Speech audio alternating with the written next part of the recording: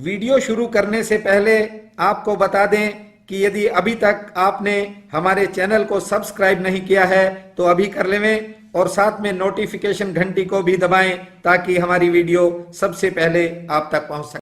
बंधुओं, निज धर्म कहता है कि आप किसी भी धर्म को मानो और किसी भी इष्ट देव को मानो, किसी की साधना करो, किसी की आराधना करो और भले किसी की पूजा अर्चना करो, लेकिन जो निज धर्म है उसके प्रति आपको सजग रहना होगा, क्योंकि वह आपका खुद का धर्म है।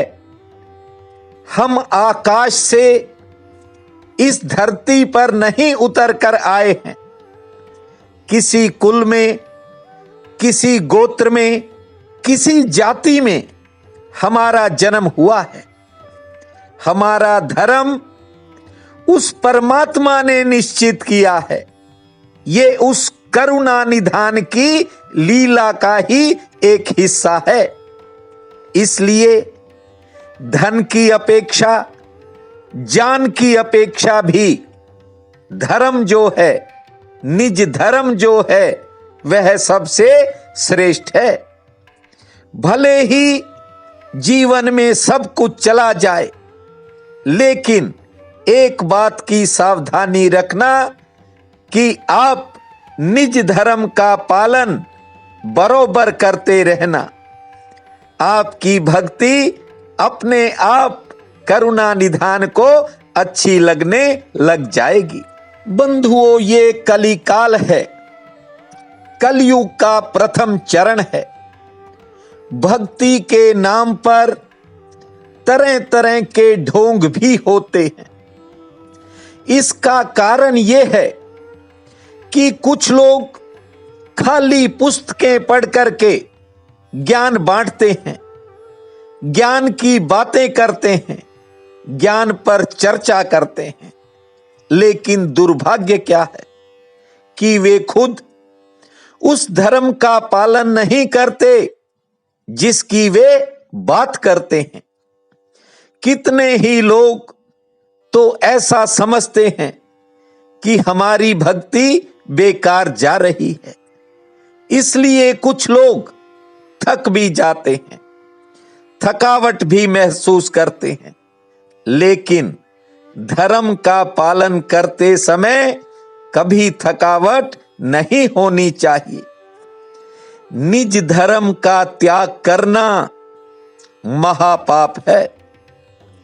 बंधुओं, निज धर्म परिवर्तनशील नहीं है। प्राण भले ही चले जाएं, लेकिन अपने धर्म को नहीं छोड़ना चाहिए। ये संसार है, यहां आपको योगी भी नजर आते हैं, भोगी भी दिखाई पड़ते हैं। भोगी का अर्थ इतना है, जो वासनाओं के साथ खुद को इतना जोड़ लेता है कि वासनाओं में और उसके खुद में कोई फासला नहीं रहता। बंधुओं, एक दिन तो स्वर्ग के सभी देवता भी वापिस इस धरती पर आते हैं। ठीक से समझना, स्वर्ग कोई अंतिम जगह नहीं है, कोई अंतिम व्यवस्था नहीं है। हमारी संस्कृति में एक शब्द है मोक्ष। इस शब्द को समझ लेना भी बहुत जरूरी है। दुनिया में अनेकों तरह की भाषाएं हैं, अनेक धर्म हैं, लेकिन मोक्ष दुनिया की किसी भाषा का शब्द नहीं है। मानता हूं नरक, स्वर्ग, पृथ्वी, ये सब बातें सब जगह होती होंगी, लेकिन जो मोक्ष है ये भारतीय धारणा है, एकदम शुद्ध भारतीय धारणा। इसका कारण है कि भारतीयों ने धर्म के क्षेत्र में धर्म की तरफ मुड़ने में बड़ी मेहनत की और इसलिए हम हकदार हुए। हमने खोजा उस दिशा में। हालांकि जो दूसरे देश हैं, यूरोपियन कंट्री हैं, पश्चिमी देश हैं, वहां ज्यादा विज्ञान की खोज हुई, वहां विज्ञानता की प्रधानता रही। लेकिन भारत ने हमेशा से धर्म में मेहनत की है। इसलिए मैं ये कहता हूं कि जो स्वर्ग है वो कोई अंतिम अवस्था नहीं है। उससे भी आदमी एक दिन बाहर आ जाता है। बड़े बड़े देवता भी नीचे आ जाते हैं। इसका कारण है, कब तक भोगोगे? ज्यादा भोगने से एक दिन आदमी ऊबने लगता है। इसीलिए संसार के अंदर जितने भी लोग हैं वे दौड़ तो धन के पीछे रहे हैं, लेकिन एक न एक दिन ऐसा आता है जब आदमी धन से भी ऊब जाता है। ठीक उसी तरह वासनाएं हैं। इंद्रियों के वशीभूत होकर आदमी पता नहीं क्या क्या करता है। लेकिन याद रखना, एक दिन इससे भी आदमी ऊब जाता है। जानते हो, एक बात अक्सर कही जाती है वेदों में, पुराणों में। वह बात यह है कि देवता भी इस पृथ्वी पर आने को तरसते हैं। जानते हो, यहां एक फायदा है। यहां वासना उसी वक्त तृप्त नहीं होती, समय लगता है और समय में ही अपना एक मजा होता है। मैं कई बार देखता था, बहुत बहन भाई अक्सर मासिक राशि फल में एक बात कह देते थे कि हमारा कोई काम नहीं बन रहा। आपने फरवरी में ऐसे कहा था, आपने जून में ऐसे कह दिया था। बंधुओं, आज आपको एक बात बताता, जो इंतजार में मजा होता है, जो प्रतीक्षा करने में मजा आता है, मिल जाने के बाद वो मजा नहीं रहता। इस बात को गहराई से आज समझ लेना। किसी की राह देखने में, किसी का इंतजार करने में, या यूं कहूं कि जिस मंजिल के लिए आप प्रयास करते रहते हो, वो मंजिल जब तक आपको नहीं मिलती तब तक एक अलग किस्म का मजा है। आशाओं में, उम्मीदों में एक अलग किस्म का आनंद है। और मेरी बात को याद रखना, निज धर्म कहता है, मिल जाने पर सब तरह के मजे और आनंद ये खो जाते हैं। देवताओं को मिल गया, भोगते हैं, लेकिन भोग के बाद देवता भी एक समय स्वर्ग से ऊब जाते हैं। बंधुओं, देवता कोई जागे हुए लोगों का नाम नहीं है। इस बात को ठीक से समझ लेना। भोगी और त्यागी में कोई ज्यादा फर्क नहीं होता है। भोगी और त्यागी एक ही सिक्के के दो पहलू हैं, क्योंकि उनकी कामना एक ही है। एक को मिल गया है, दूसरा मिल जाए इसकी उम्मीद में जी तोड़ के लगा रहता है।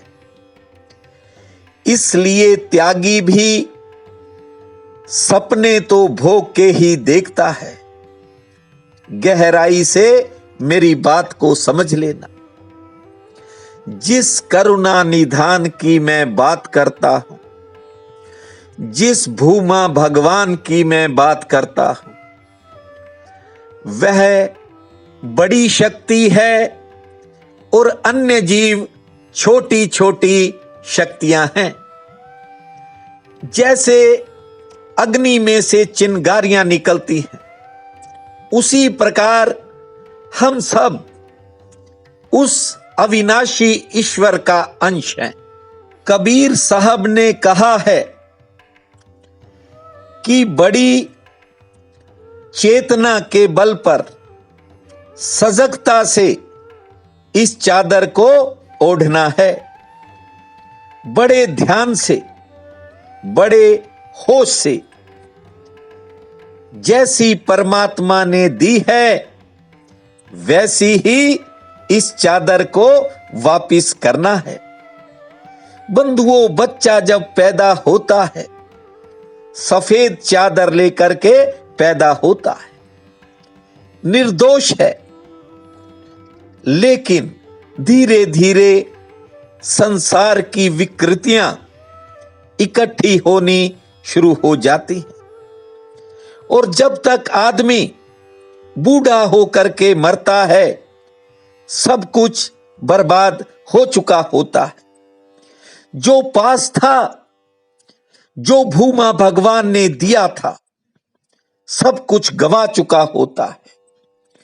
ज्ञानी भी जाता है, ध्यानी भी जाता है, योगी भी जाता है और भोगी भी जाता है। इसलिए सजग वही है जो परमात्मा की दी चादर को निर्दोष रखता है, उस पे किसी तरह का दोष नहीं आने देता।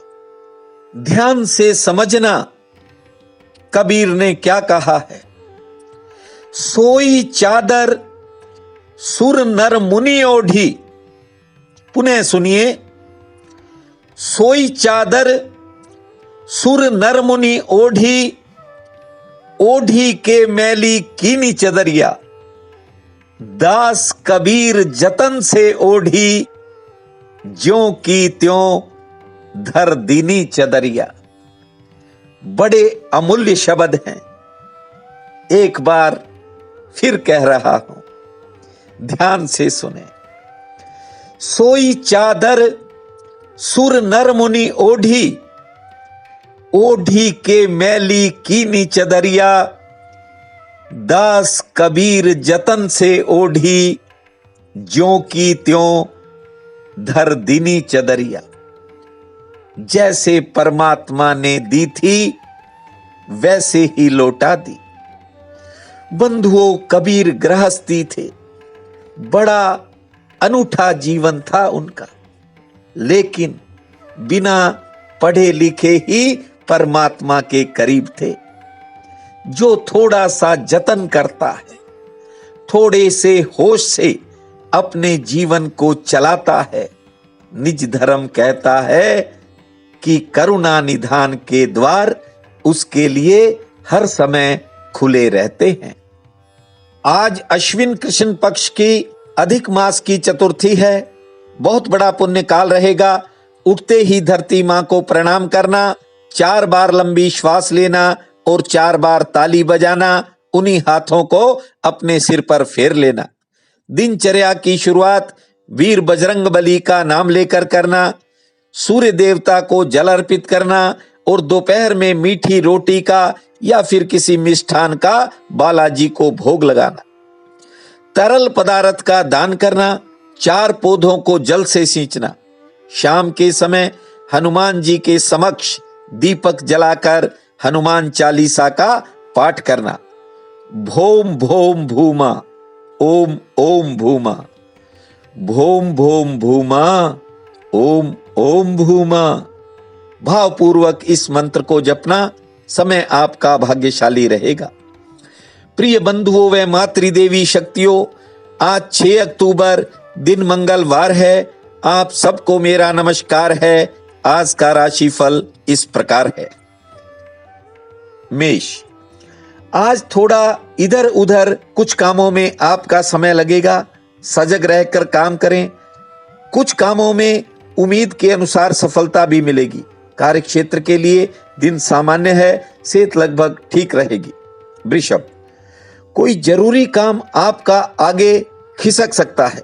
कारोबारी सितारे ठीक हैं।